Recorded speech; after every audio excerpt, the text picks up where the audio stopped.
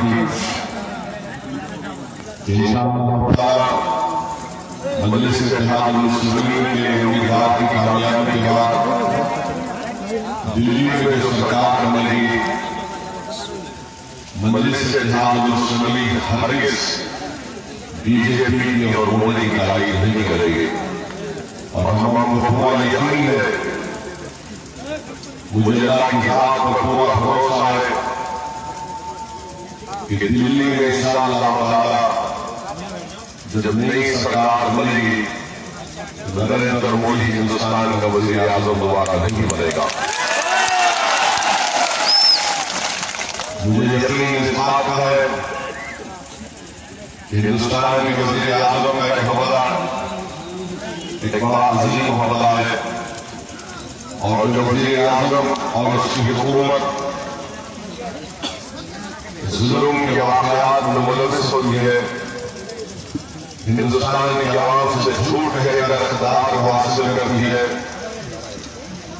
मजलूमों से इंसाफ नहीं करती है बल्कि जालिमों का साथ लेती है, गरीबों की गुर्बत का खात्मा नहीं करती है बल्कि गरीबों का खात्मा करती है। ऐसी सरकार दोबारा इंशाअल्लाह नहीं बनेगी। इंशाअल्लाह ताला के जो नतीजे आएंगे यकीनन ये जालिमों के काले बादल जो हमारे सर पर डाला है, अल्लाह सुब्हानहू व तआला इन तमाम जालिमों के बादलों को अल्लाह हटाएगा। इस मुल्क की एक नई सुबह होगी और इस मुल्क को एक नई राह दिखाई जाएगी। और जब इस मुल्क को एक नई राह दिखाई जाएगी उसमें मैं अपना ईमान इंशाअल्लाह ताला उसमें अपना पूरा ताउन पेश करेंगे।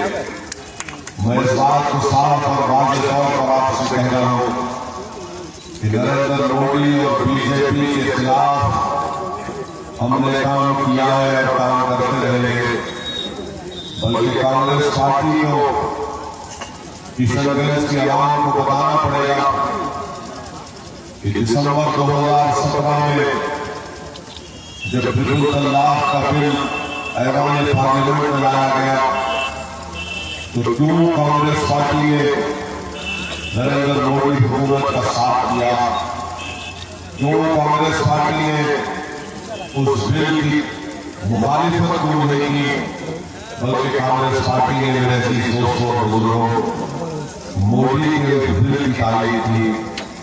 हम जानते हैं कि वो बिल तलाक का जो कानून बनाने की कोशिश कर रहे थे वो हमारे मुल्क के संविधान के खिलाफ है, वो हमारी शरीयत के खिलाफ है, वो मुस्लिम महिलाओं से इंसाफ नहीं बल्कि नाइंसाफी का बाइस बनेगा।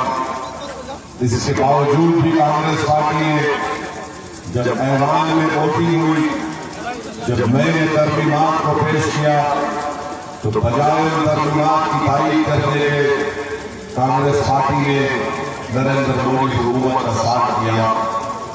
कांग्रेस पार्टी को बताना पड़ेगा कि आखिर क्या वजह थी, क्या मजबूरी थी, आप बिना क्यों कर गए थे मोदी से कि आपको मोदी की हुकूमत को बिल तारीफ करना पड़ा।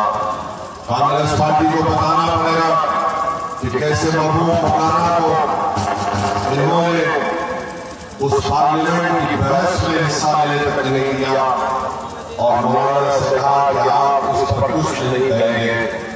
मेरे भाई मौलाना महबूब यकीनन किशनगंज के रुकने पार्लियामेंट थे, मगर इसके साथ ही साथ उनके कराया शराब भी थी, वो एक आलिम दीन थे। अगर आलिम दीन वो आपने कह दिया कि आप हिस्सा नहीं लेना, ये किशनगंज के आवाम को फैसला लेना है कि आप खुद देखिए कि कांग्रेस का किरदार क्या है।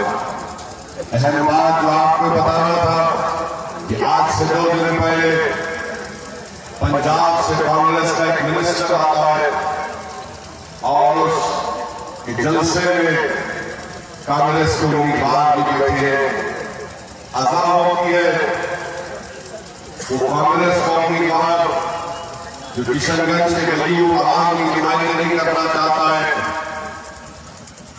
जो मौलाना के बाद रुकने पार्लियामेंट बनने का ख्वाब देखता है, उसमें इतनी हिम्मत नहीं हुई कि अपने पंजाब के मिनिस्टर जिसका नाम सिद्धू है उससे कह सके कि देखो अज़ान हो रही है, सिर्फ 2 मिनट के लिए अपनी तस्वीर दो। किशनगंज की गली और आम जो शख्स आज तुमसे वोट की भीख मांग रहा है उसमें इतनी सलाहियत नहीं है, इतनी खुददारी नहीं है, इतनी हमीयत नहीं है कि वो अपने पार्टी के मिनिस्टर से कहे कि 2 मिनट खामोश हो जाओ, अज़ान हो रही है। जब तुम अज़ान के वक्त अपने पार्टी के लीडर को खामोश नहीं कर सकते तो तुम यकीनन हिंदुस्तान और किशनगंज और सीमांचल की आवाम की तुम नुमाइंदगी पार्लियामेंट में नहीं कर सकोगे। मेरे अजीज दोस्तों और बुजुर्गों, नीतीश कुमार के बारे में क्या कह सकता हूं। असेंबली के चुनाव में मैं आपसे तकरार कर रहा था, मैं आपसे अपील कर रहा था कि देखो गठबंधन के नाम पर आपको धोखा दिया जा रहा है। ये नीतीश कुमार दोबारा मोदी के वोट में जाकर बैठ जाएगा। आप लोग जज्बात में थे, बुजुर्गों ने फैसला ले लिया था, हम सिर्फ बोलते रह गए, मगर दुनिया ने देखा कि जिस बात से हमने आपको आगाह किया था, मुतनब्बे किया था, वो बात सच साबित हुई। बताइए क्या नीतीश कुमार ने खास तौर से बिहार के अकलियतों को, दलितों को, बैकवर्ड क्लास के लोगों को, खास तौर से क्या मुसलमानों को धोखा नहीं दिया? नीतीश कुमार ने आपका वोट लेकर आपके पीठ पर खंजर नहीं मारा और जाकर मोदी की तारीफ करता है। सुनो, आप मेरी इस बात को यकीन करो कि नीतीश कुमार और मोदी का रिश्ता जो है वो लैला मजनू का रिश्ता है। इनकी मोहब्बत बड़ी मजबूत है, अटूट है। ये मोहब्बत कभी नहीं टूट सकती। ये धोखा देते रहे और हिंदुस्तान में आज वतन अजीज में इतने वाकयात हो रहे हैं कि गाय के नाम पर मुसलमानों को निशाना बनाया जा रहा है, गाय के नाम पर दलितों को मारा और पीटा जा रहा है। आपने देखा होगा कि आसाम का वीडियो, एक 70 साल का ज़ईफ शख्स जिसका नाम शौकत अली है, वो शौकत अली जो 35 साल से गोश्त का कारोबार कर रहा है, उसको रोड पर कीचड़ में मार कर उससे पूछा जाता है कि क्या तुम गोश्त बेचते हो? तो उसने कहा कि मेरा कारोबार है। और फिर 70 साल के ज़ईफ शख्स को मार कर पूछते कि क्या तुम बांग्लादेशी हो? रोड पर मारते शौकत अली को मेरे भाई, वो अपनी आंखें फाड़ फाड़ कर देख रहा है कि क्या कोई मुझे बचाएगा इस मुल्क में।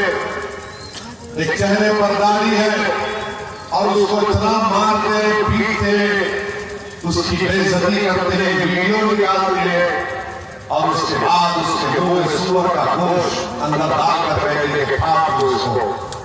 ये हमारे मुल्क में हो रहा है, ये गांधी के मुल्क में हो रहा है, ये नेताजी सुभाष चंद्र बोस के मुल्क में हो रहा है। बताओ मेरे अजीज दोस्तों और बुजुर्गों, कौन है जो इसके खिलाफ आवाज उठाएगा? शौकत अली को सुअर खिलाया गया, पुलिस स्टेशन में ले जाकर बिठा दिया गया, अस्पताल को लेकर नहीं गए। मेरे भाई याद रखो मेरी इस बात को, मैं फिर से कह रहा हूं, नरेंद्र मोदी का अमित शाह कह चुका है, लेकिन दोबारा उनको अस्पताल मिलेगा तो वो एनआरसी बनाए। और खास तौर से उसने खुले अल्फाज में कह दिया कि सिवाय मुसलमानों के सबको इस मुल्क में रहने दिया जाएगा। घुसपैठी के नाम पर जो मुसलमान है, यानी जो हिंदू नहीं है, जो सिख नहीं है, जिसका ताल्लुक बहुत मदद से लोग रहने दिया जाएगा, बाकी के तमाम को घुसपैठी के नाम पर निकाल दिया जाएगा। अब आपको फैसला करना है कि कब तक हम इस तरह की बेइज्जती को बर्दाश्त करते रहेंगे। मैं आपको डराने के लिए नहीं कह रहा हूं, हरगिज़ मेरा मकसद नहीं है कि आपको डराऊं। मेरा मकसद यह है कि दुश्मन की साजिश को आपके सामने रखूं जो हमारे वजूद के दुश्मन है, जो हमारी शनाख्त के दुश्मन है, जो हमारी मस्जिद के दुश्मन है, जो हिंदुस्तान के संविधान में मुस्लिम अक़लियत को जो रियायत की गई उसके दुश्मन है। मेरे भाई मुत्तहिद रहिए। मैं आपसे अपील कर रहा हूं कि डर की बुनियाद पर अख्तरुल ईमान को वोट मत दीजिए, बल्कि उम्मीद के बुनियाद पर अख्तरुल ईमान को वोट दीजिए। खौफ खाकर अख्तरुल ईमान को वोट मत दीजिए, बल्कि इत्मीनान से और पुरुम्मीद होकर अख्तरुल ईमान को वोट दीजिए। हमारे मुल्क में जो खौफ का माहौल है, उस खौफ के माहौल को हमको तोड़ना पड़ेगा और हमको बताना पड़ेगा कि आरएसएस और बीजेपी और नीतीश कुमार अगर इस तरह का खौफ का माहौल पैदा करेंगे तो इनको बताना पड़ेगा कि हम सिवाय अल्लाह के किसी से डरने वाले नहीं हैं। जो लोग ये समझ रहे हैं कि शौकत अली की तरह हमारे मुंह में सूअर डालने से हम अपने दीन को छोड़ देंगे, याद रखो जालिमों, तौहीद की अमानत हमारे सीनों में है, आसान नहीं मिटाना नामो निशान हमारा।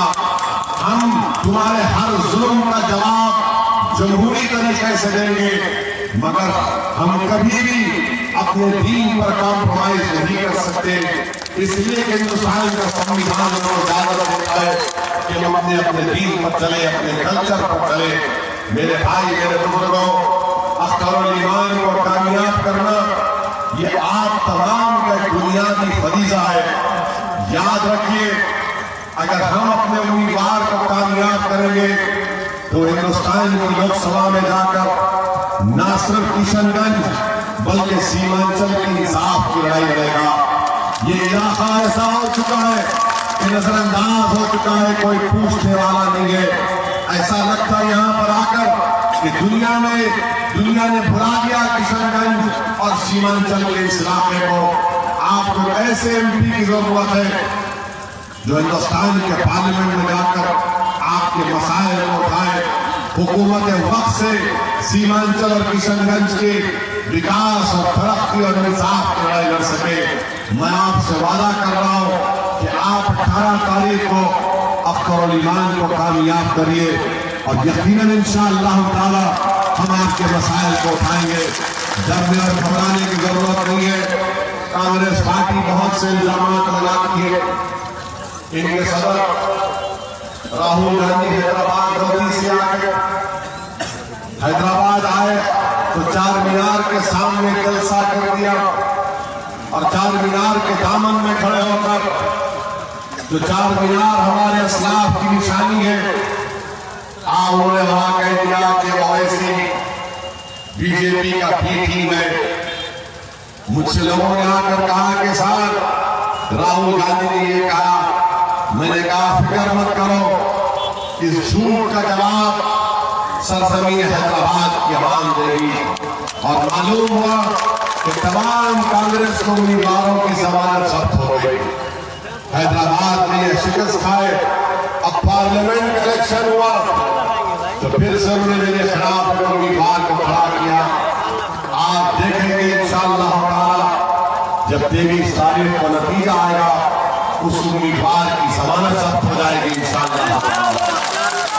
आज अगर कांग्रेस बार बार ये कहती है कि हम ही सेकुलरिज्म के मुहाफिज है, मैं कांग्रेस पार्टी को याद दिलाना चाहता हूं कि भागलपुर का फसाद जब बिहार में हुआ, सरकार आपकी थी, चीफ मिनिस्टर आपका था, प्रधानमंत्री आपका था।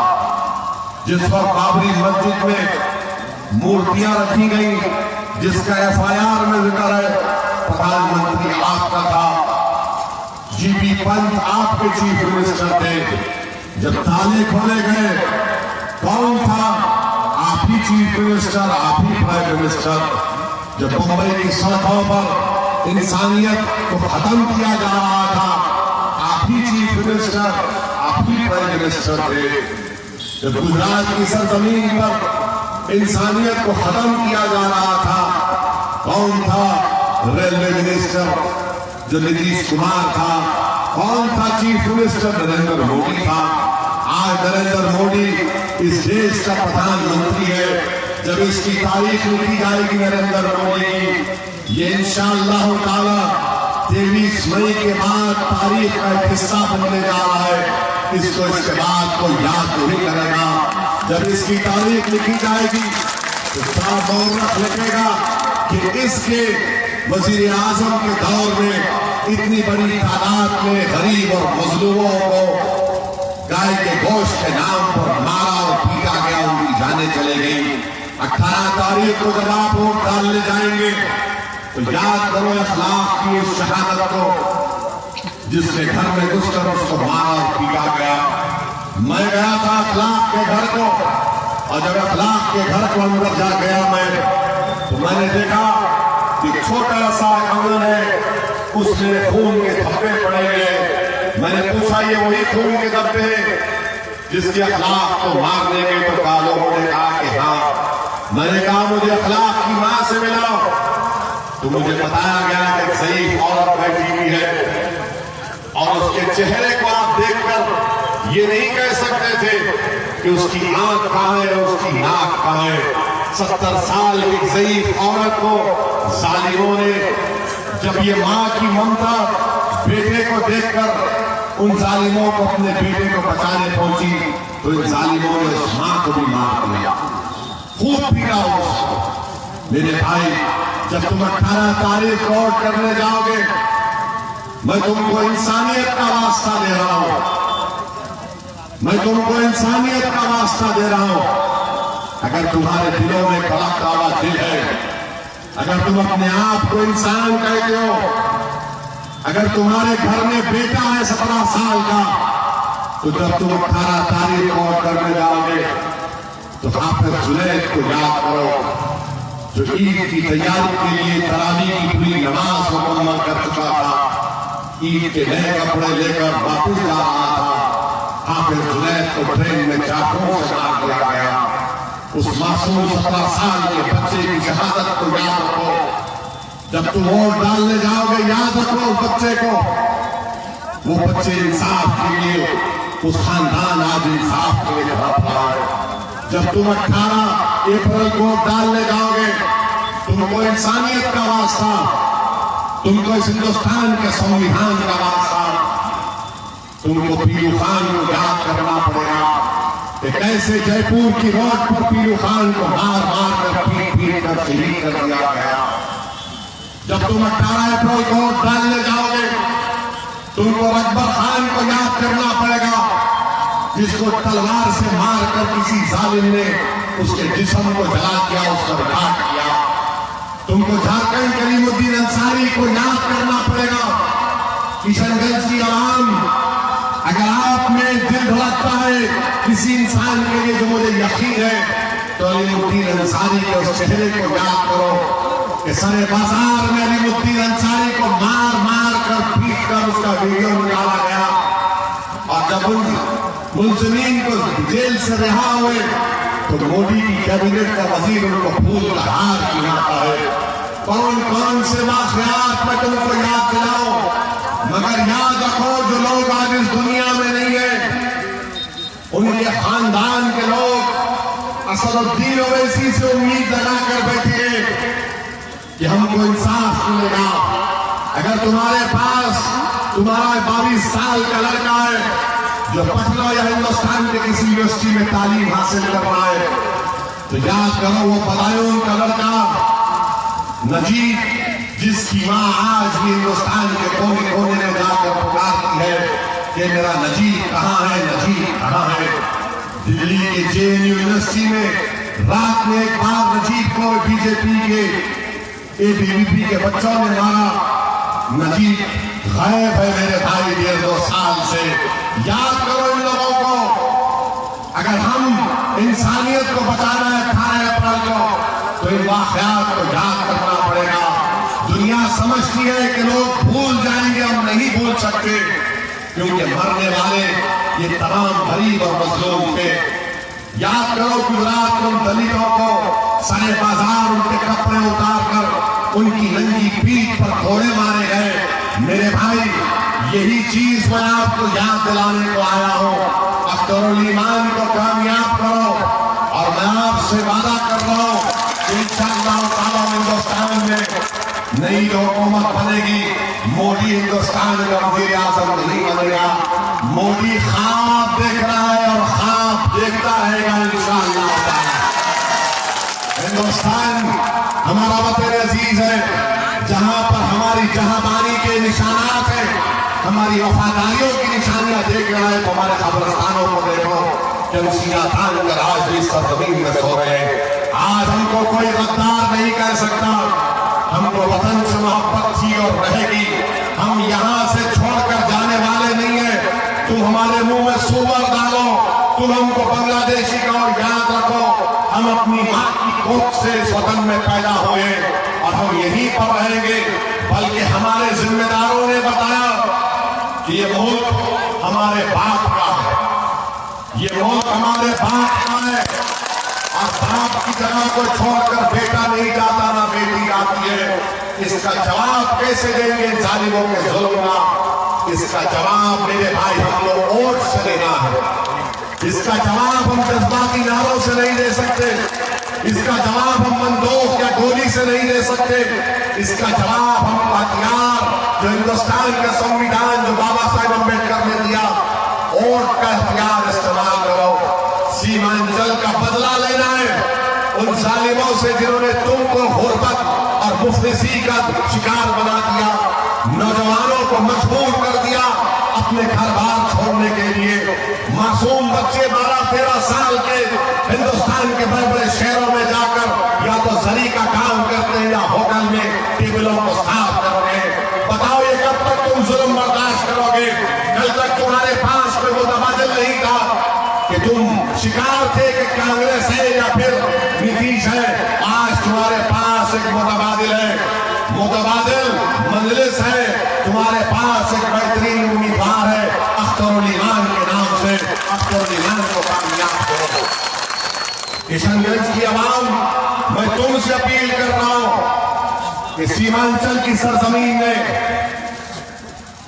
आज आपके पास दो बड़े कायदीन को आपने खो दिया, एक तस्लीमुद्दीन साहब और एक मौलाना असलाहुल्लाह हाशमी साहब। मेरी अल्लाह से दुआ है कि अल्लाह इनकी मग़फ़िरत फरमाए।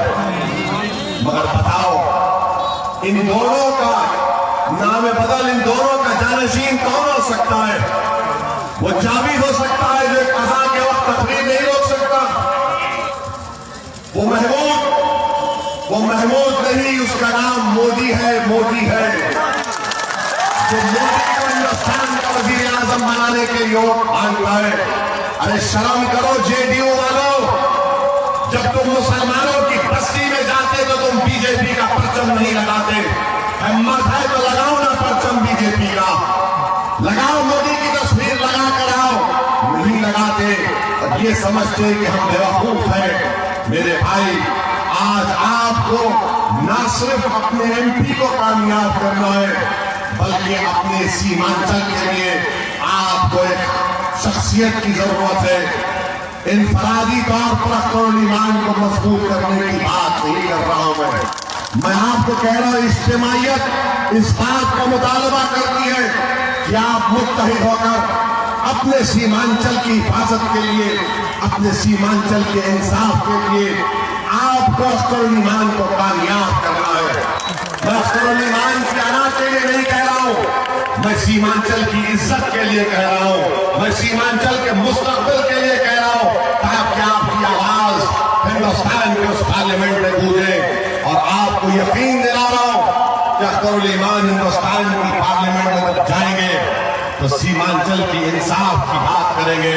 जब नई हुकूमत बनेगी, मैं तुमसे वादा कर रहा हूं इंशाअल्लाह ताला, जो किशनगंज में अलीगढ़ मुस्लिम यूनिवर्सिटी का कैंपस है, जिसको मोदी ने और कांग्रेस ने पैसे नहीं दिए, हम लड़कर उसको फाल बनाएंगे, उसको जिंदा रखेंगे, उसको करेंगे। मैं आपसे वादा कर रहा हूं कि यहाँ पर जो चाय का कारोबार है, अनानास का कारोबार है, हम मरकज में जो नई सरकार बनेगी उनसे लड़कर इंशाअल्लाह ताला उसको मजबूत कैसे कर सकते हैं, यहाँ के नौजवानों को किस तरह से उनको फायदा पहुंचा सकते हैं, यहाँ पर किस तरह से स्कूल का निजाम अच्छा कर सकते हैं, ये हमारी कोशिश होगी। मैं आपसे अपील कर रहा हूँ, 18 अप्रैल के दिन निकल कर और डालो, डरने और घबराने की जरूरत नहीं है। ये कांग्रेस पार्टी कहती है, ये नीतीश कहता है एक अख्तर जीत कर आएगा तो क्या होगा। सुनो नीतीश कुमार, सुनो मोदी, सुनो राहुल गांधी, एक शख्स जो पार्लियामेंट में सर पर टोपी चेहरे पर दाढ़ी है, तुम तमाम की नींद हराम कर चुका है। हिंदुस्तान की पार्लियामेंट, हिंदुस्तान की जमहूरियत मुबारकबाद देगी, क्योंकि हिंदुस्तान की जमहूरियत को, हिंदुस्तान की पार्लियामेंट को चमचों की जरूरत नहीं है, हिंदुस्तान के पार्लियामेंट को गुलामों की जरूरत नहीं है, हिंदुस्तान के पार्लियामेंट को मुनाफिकीन की जरूरत नहीं है, हिंदुस्तान के पार्लियामेंट को एक मर्द मुजाहिद की जरूरत है जो मेरे अजीज दोस्तों, इसलिए आपसे अपील कर रहा हूं, 18 अप्रैल के दिन बेखौफ होकर निकलिए। और मजलिस की पॉलिसी है कि हम अख्तियत के मजारे नहीं करते, हम सबको साथ लेकर चलते हैं। मैं आपका इसका वादा कर रहा हूं, जिसका जो मुकाम होगा मैं इंशाअल्लाह ताला, अल्लाह हम कोशिश करेंगे, अल्लाह आपको इसका मुकाम दिलाएगा। मेरी आपसे इल्तिजा